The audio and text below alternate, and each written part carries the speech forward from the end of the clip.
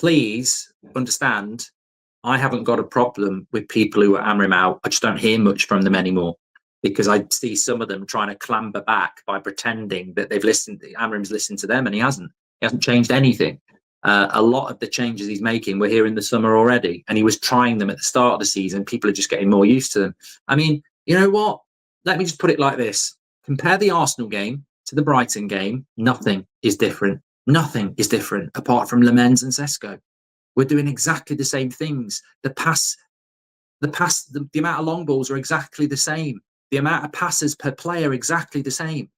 Liverpool was a standalone game because you're at Anfield. It was ridiculous. No game compares to Liverpool. We hardly had the ball. We boot it long. That's what we did. But Sunderland, Brighton, Arsenal, they're all very similar in the way that we set up and the way the stats play out. And you know what? It's only because we've beaten Liverpool and Brighton since the international break that people think there's been a tactical switch. We should have beaten Arsenal. We should have beaten Fulham. We'd have had 3 wins in a row. So why is these 2 wins in a row any different to what is basically a team that's more confident and more used to each other? It's what we said at the start of the season. It will be game week 10 before this team starts moving. And it's actually happened a couple of weeks before, which encourages me that we might get better and better. Familiarity breeds confidence, but you've got to have the patterns and familiarity, and that takes time. But I don't see any difference between Manchester United in the opening few games and the last 3 games, apart from we've won the last 3 games and we only won 1 of the first 3. There was a drop off in the middle. You know, the Brentford game wasn't great. The Man City game wasn't great. The Chelsea game was a bit weird. But Arsenal, Fulham, Burnley are very similar to Sunderland, Liverpool and Brighton.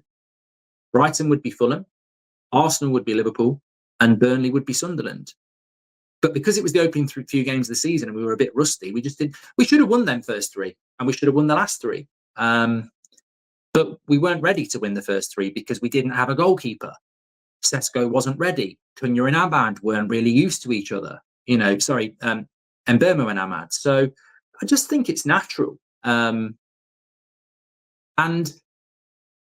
if there are people that are Amorim out there, maybe they'll get proved right, and maybe you can tell us why you still are. Because the reason should still be the same, really, because nothing's actually changed apart from the players are starting to get used to playing with each other. Derek says that Amorim has said in a previous press conference a while back, he said the players would have to first understand the system, then it would start alternating in game. Exactly. Marlo says Amorim's system requires consistency and good relationships. That's probably why we see a big drop off with the subs, and it makes Amorim's system a bit vulnerable in case of injuries. I mean, I think that's probably comment of the day, to be honest with you. I think you're absolutely spot on with that, because I do think that there is there